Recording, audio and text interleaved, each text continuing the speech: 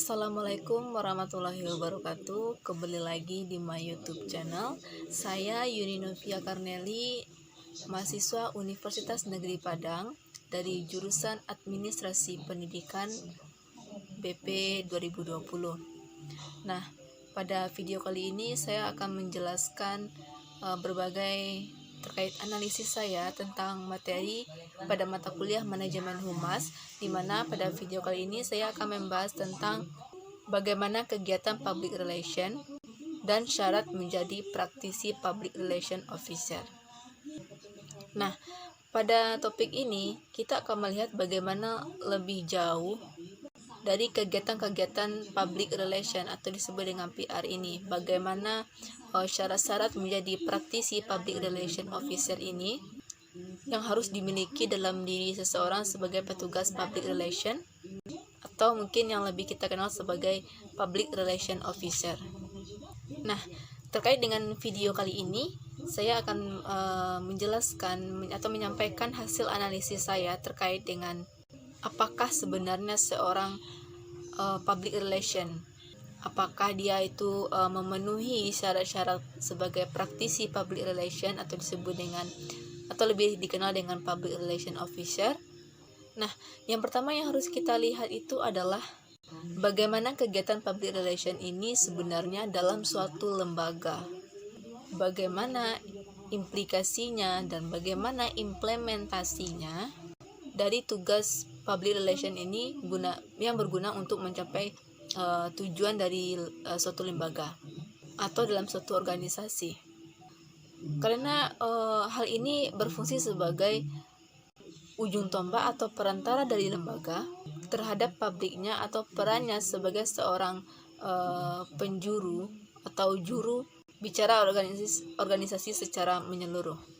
Dan pada hakikatnya tugas atau peran dari praktisi public relation ini adalah mereka yang memiliki kegiatan dalam konteks berkomunikasi atau bagaimana mereka mengkomunikasikan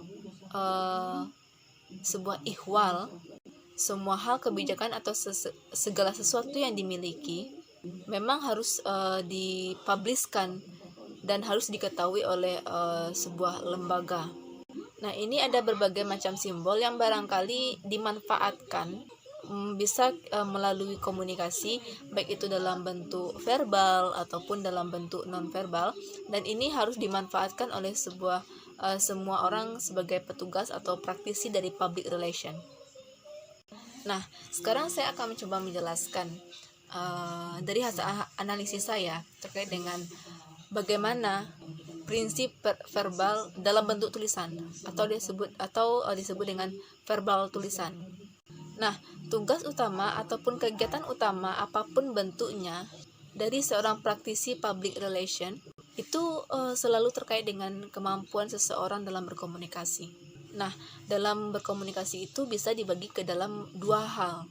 Yang pertama, bentuk verbal, dan yang kedua itu bentuk non-verbal.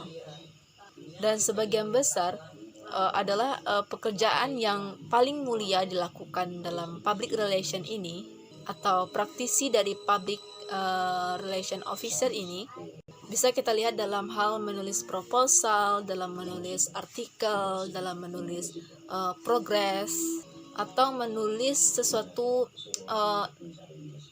catatan kecil untuk bagaimana kita mempresentasikannya nanti.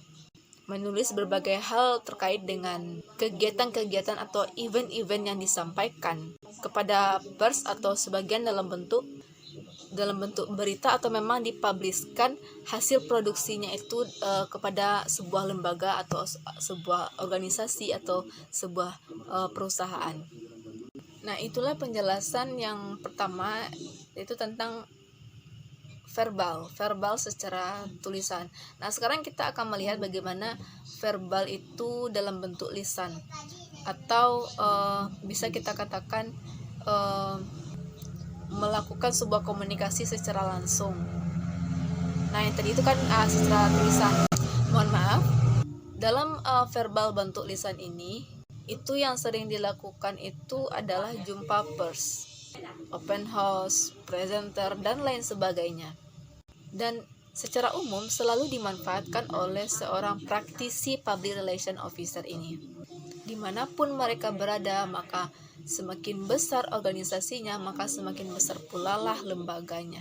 Semakin banyaknya eventnya dalam bentuk jumpa pers yang dimanfaatkan oleh seorang praktisi public relation officer. Sementara itu dalam bentuk nonverbal itu meliputi berbagai hal, sebuah pameran, seminar, research, apakah itu dalam sebuah lembaga ataupun di luar lembaga. Apakah itu di tempat umum atau memang ditentukan pada tempat yang khusus dalam suatu lembaga. Nah, itulah penjelasan dari saya yang tentang verbal tulisan dan verbal lisan. Nah, sekarang kita akan melihat itu bagaimana ada istilah main activity atau aktivitas utamanya dari seorang praktisi public relation ini. Nah, di sini menurut video yang saya dengar, yaitu dari video Bapak Dr. Hanif Al-Qadri, SPD MPD, di sana dijelaskan pendapat menurut Ruslan. Beliau menegaskan bahwasanya main activity atau tugas utama dari praktisi public relation ini dalam sebuah lembaga itu terdiri minimal 3. Nah, salah satunya yang pertama yaitu sebagai komunikator. Beliau mengatakan the public relation must have ability as communicator either directly and indirectly. Nah, artinya adalah public relation itu atau praktisi seharusnya itu dia memiliki kemampuan untuk menjadi seorang komunikator yang handal, apakah itu secara langsung ataupun secara tidak langsung, dan ini juga berkaitan atau berkomunikasi dengan publik yang dimaksud, apakah menggunakan media, apakah menggunakan event lewat sarana, apakah itu memang melalui tadi yang kita sebut jumpa pers, dewan pers, dan apa manfaat, maksudnya dia tuh memanfaatkan iklan, atau memang pada prinsipnya dia memiliki kemampuan berkomunikasi, karena ya yang akan mendesain kemampuan public relation ini itu sebenarnya adalah dia sendiri, yaitu sebagai peran sebagai spoken maksudnya. Nah, itu istilah yang pertama dari menurut Ruslan. Istilah yang kedua menurut Ruslan itu main activity dari seorang public relation lembaga mereka adalah seorang sebagai backupnya manajemen. Dia mengatakan bahwa the public relation men support all the activity like management, promotion, marketing, operasional, dan ini bisa dimaknai bahwa public relation orang lembaga harus mensupport berbagai aktivitas yang dimiliki oleh sebuah lembaga berapapun beratnya, seperti halnya manajemen properti, marketing. Nah, kegiatan-kegiatan operasional ini yang selainnya itu adalah segala macam yang memang seharusnya ditempuh dalam rangka mempromosikan produk dan jasa atau lembaga secara keseluruhan. Dan yang paling utama sebenarnya dari main activity ini adalah image Michael. Makna artinya itu adalah seorang public relation officer itu atau seorang petugas public relation officer, dia harus mampu mengembangkan lagi bahwa petugas public relation ini harus bisa menciptakan image yang positif dari lembaga image maker. Kalau emang itu harus dikembangkan lagi bahwa petugas itu seorang public relation ya harus mampu menjadi seorang pencipta atau menciptakan citra positif atau image positifnya. Nah, dalam rangka mencapai atau membangun reputasi yang sangat luar biasa dari lembaga melalui penghargaan dan target-target dari perusahaan atau lembaga-lembaga yang dimaksud dengan dari tangan mereka lah, baik buruk berkembang atau tidaknya sebuah lembaga itu, memang tugas yang harus dimiliki oleh seorang public relation officer ini. Dan hal ini menjadi sangat luar biasa sekali ya kita sebagai seorang public relation ini, Karena biasanya beban moral atau beban buruk hebatnya sebuah lembaga itu kadang-kala tidak bisa disematkan di punggung mereka gitu, atau di pundak mereka. Kalau dilihat dari tugas-tugas dari seorang public relation itu memang tidak sederhana. Yang kita bayangkan gitu. Kita bisa lihat di negara maju, public relationnya itu sudah berada pada tingkat yang selevel dengan pemegang pengambilan keputusan yang tertinggi. Dia mampu mengevaluasikan terhadap berbagai kecenderungan perilaku public relation ini, kemudian bagaimana mereka itu merekomendasikan kepada manajemen untuk kemudian dibawa ke dalam lembaga perumusan kebijakan perusahaan atau dalam suatu organisasi. Oke, baik teman-teman sekalian. Sekarang kita akan melihat bagaimana tugas-tugas dari seorang public relation. Nah, tugas sebenarnya jadi seorang public relation itu adalah dia mampu menginterpretasikan, menganalisis, kemudian mengevaluasi berbagai macam kecenderungan dari perilaku public relation ini. Apakah itu dalam bentuk publik internal ataupun publik eksternal. Nah, jadi memang beda tugasnya, karena yang menjadi indikasi dan masukan yang itu pada akhirnya akan didesain dalam sebuah catatan yang lengkap dan kemudian itu direkomendasikan kepada manajemen pengambilan kebijakan. Nah, ini berguna untuk menjadi data empirik yang akan sangat luar biasa menjadi masukan yang dirumuskan secara bersama-sama dalam bentuk kebijakan perusahaan organisasi. Bahkan menurut kecenderungan publik itu sebenarnya bisa diklasifikasikan. Nah, ini saya akan menjelaskan menurut Frank Jeffking. Nah, dia menyebutkan ada 4 situasi dalam public relation ini, tugas-tugas public relation ini. Nah, yang pertama itu katanya adalah ada yang tidak tahu tapi mengetahui. Nah, itu yang pertama. Yang kedua, ada yang apatis dan ada juga yang peduli. Yang ketiga, ada prasangka tapi ada yang menerima. Yang keempat, yang kemudian ada yang memiliki yang menyebabkan terjadinya permusuhan, tapi juga ada bagian-bagian yang memberikan simpati. Nah, itulah keempat situasi yang menurut Frank Jeffking ini. Nah, yang kedua, mempertemukan kepentingan organisasi atau lembaga dengan kepentingan publik dalam kondisi yang manapun. Nah, tugas ini akan menjadi sangat berat sebagai seorang public relation ini, karena adapun tugasnya itu berkaitan dengan mempertemukan dua kepentingan menjadi saling memahami, saling memberikan keuntungan, dan bisa menghormati dan saling menghargai. Jadi kedua-duanya itu bisa dilaksanakan sehingga kita bisa menerima atau bisa memberi, dan begitu juga sebaliknya dalam bentuk dampak yang positif. Nah, yang ketiga yaitu tugas public relation itu adalah mengevaluasi dari berbagai program organisasi, khususnya berkaitan dengan publik secara langsung. Nah, tugas dari evaluasi ini terhadap program ini dia mengisyaratkan kedudukan dan wewenang public relation yang sangat tinggi dan luas sekali. Tetapi apakah Indonesia sudah masuk ke dalam kategori ini?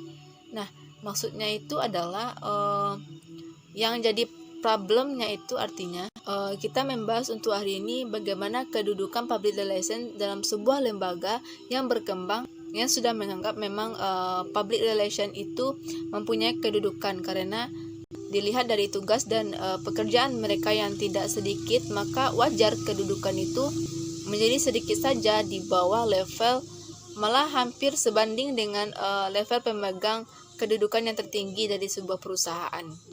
Ada salah satu hal yang perlu kita pahami adalah bahwa dalam public relation officer atau praktisi public relation dalam lembaga besar, biasanya kita itu melihat proses pekerjaan mereka yang bersifat skills. Artinya bahwa proses public relation ini berjalan terus-menerus nama kasazi, atau proses public relation itu tidak akan pernah berhenti dan balik ke sana lagi.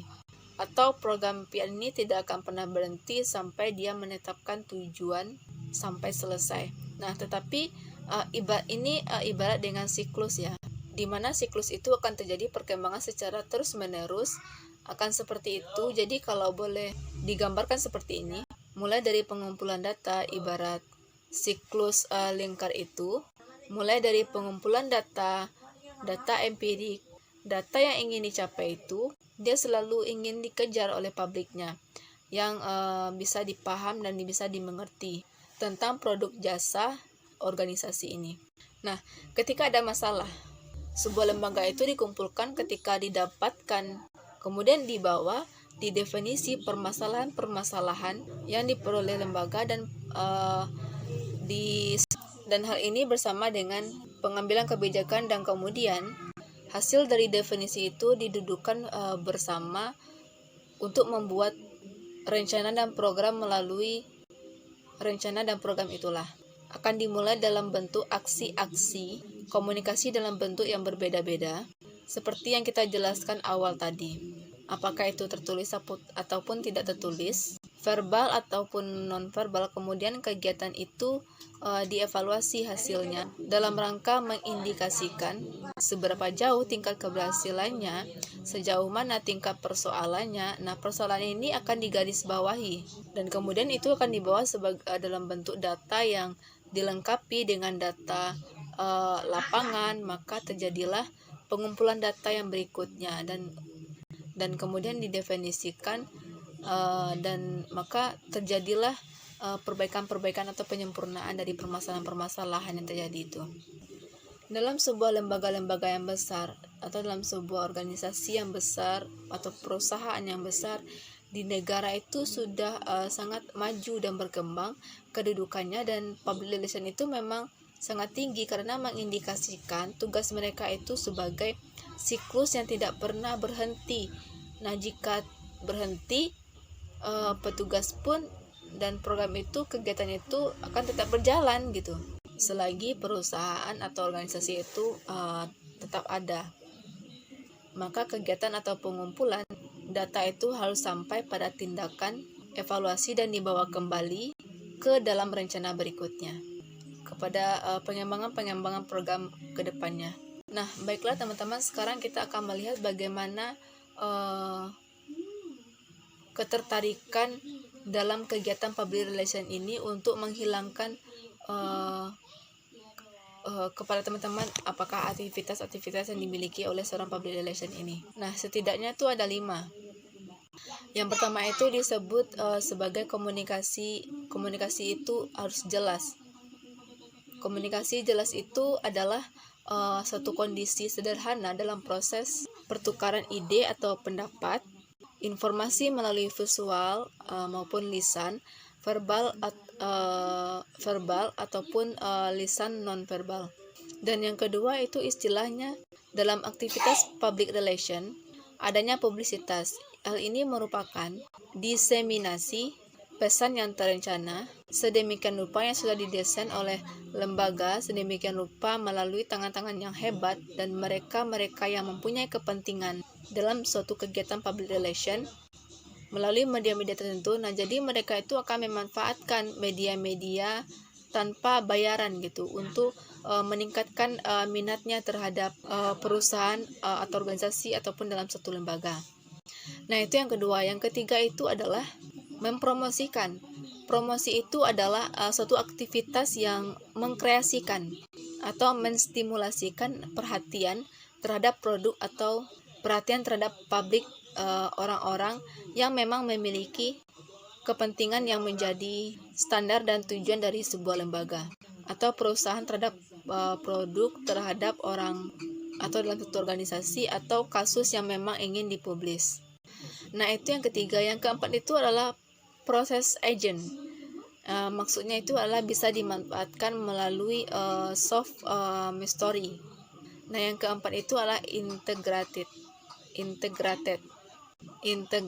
marketing. Nah, melalui fungsi public relation ini adalah pendukung pemasaran, dan tujuannya adalah memang memberikan dalam sebuah organisasi, tetapi tidak hanya sebatas atau tidak hanya mengejar keuntungan materi, yang lebih bagaimana membangun image ketika produknya itu dipublishkan. Apakah mereka itu menjual produk-produk yang bagus? Karena ya ketika kita sekali mempublish, publik itu langsung mengenal bahwa kualitas produk ini sangat bagus.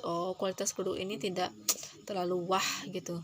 Nah, jadi publik itu dapat beranggapan jika produk itu tidak sesuai, misalnya kan sesuai apa yang dipromosikannya, dan hal itu akan berisiko terhadap citra lembaga. Maka public relation berbeda dengan marketing, berbeda dengan sebatas iklan, meskipun marketing itu adalah bagian yang tidak bisa dipisahkan dari kegiatan seorang public relation atau seorang kegiatan praktisi public relation officer. Nah, teman-teman, kalau seandainya kita lihat dari berbagai sumber atau referensi lainnya, penolakan yang lain atau penelaahan yang terkait dengan aktivitas public relation ini sebenarnya banyak sekali. Tetapi kita hanya sekedar melihat lebih jauh beberapa sumber yang ada, apalagi berikutnya menjadi kegiatan aktivitas public relation officer yang ada dalam suatu lembaga atau memang dalam suatu organisasi.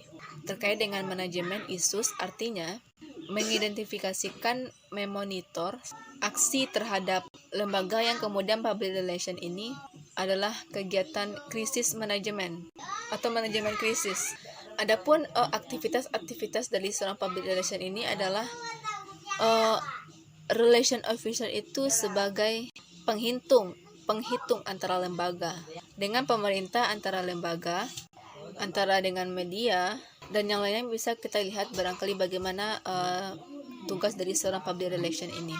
Yang pertama itu public fear atau lobbying kerja, yang mewakili suatu lembaga atau perusahaan untuk menghadapi politisi, perangkat pemerintah yang mempunyai peranan dalam menentukan kebijakan, di mana ini sudah ditetapkan dalam undang-undang untuk mempertahankan status quo atau mengubah mereka menjadi peranan yang ada di sana. Nah, finansialnya bagi relation ini bagaimana? Lembaga pada akhirnya mampu mengkomunikasikan berbagai informasi kepada pemegang saham, apa masyarakat itu memiliki modal, tulisan atau lembaga setempat tempat mereka bekerja. Nah, yang selanjutnya yaitu yang kedua, community relation, bahwa seorang pria atau praktisi public relation itu atau public relation officer di sebuah perusahaan itu memiliki peranan yang memantapkan sekaligus mempererat hubungan antara organisasi dengan masyarakat, apa publik secara umum, internal relation, industri, dan juga disebut dengan minority relation, yang memantapkan sekaligus meningkatkan hubungan dengan minoritas individual, di mana selama ini dipandang sebelah mata oleh sebagian besar kita, tapi ternyata untuk lembaga manapun minoritasnya, apapun mayoritasnya, ternyata tetap ada menjaga kewajiban hubungan bahkan secara personal, karena ternyata hal ini akan memberikan dampak yang efek buruk atau justru sebaliknya, baik lembaga ataupun dalam suatu perusahaan, ketika hubungan itu tidak dibina sedemikian rupa.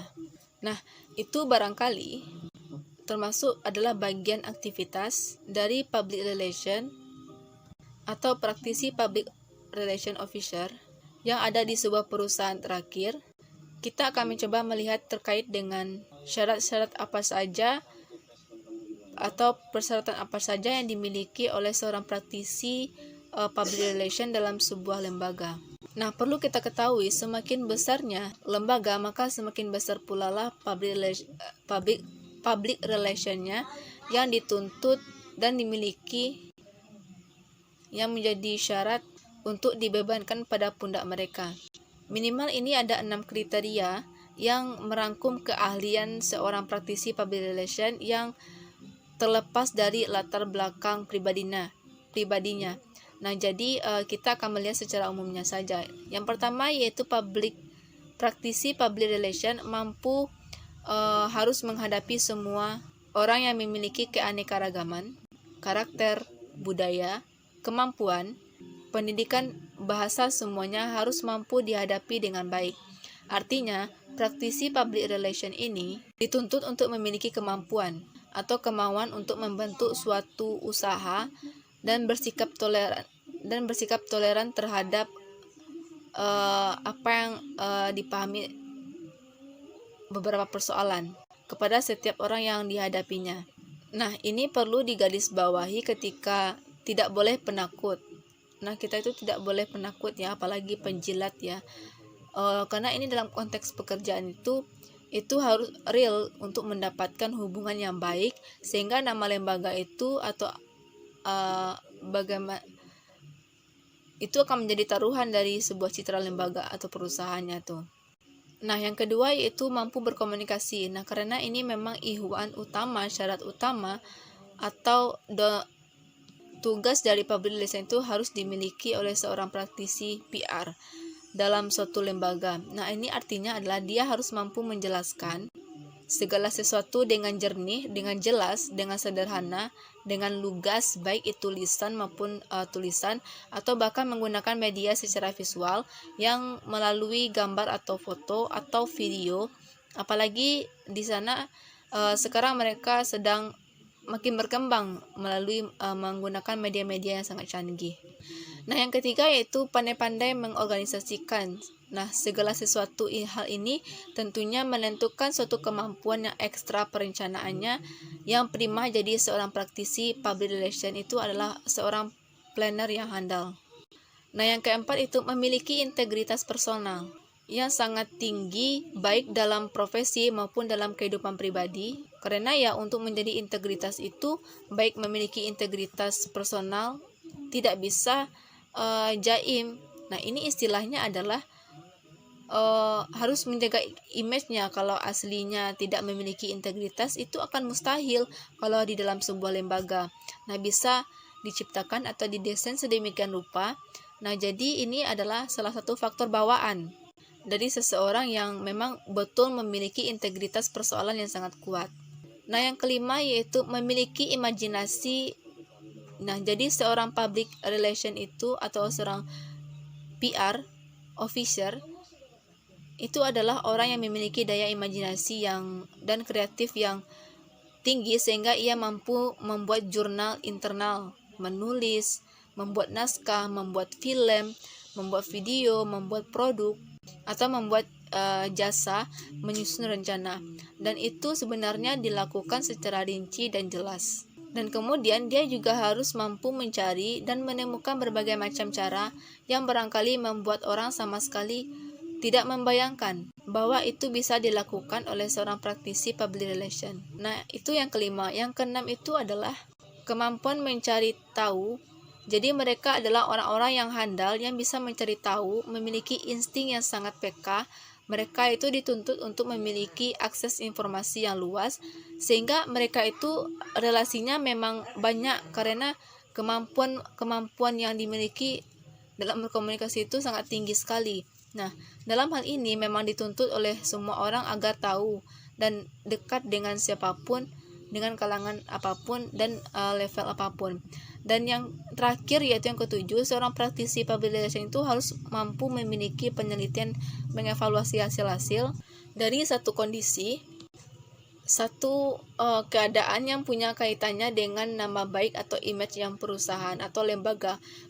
Kemudian belajar dari hasil-hasil tersebut untuk pembedahan didesain, didata, dan dibawa kepada perusahaan atau dalam sebuah lembaga. Nah, ini menjadi satu statement yang akan diperbincangkan sehingga menjadi keputusan-keputusan yang sangat bijak dan pada akhirnya akan memberikan dampak dan efek yang baik. Baiklah, itulah penjelasan materi dari saya terkait dengan materi kita pada hari ini, kegiatan PR dan syarat menjadi seorang praktisi public relation. Sekian video penjelasan dari saya. Jika ada kesalahan kata, saya mohon maaf. Akhirul kalam, assalamualaikum warahmatullahi wabarakatuh.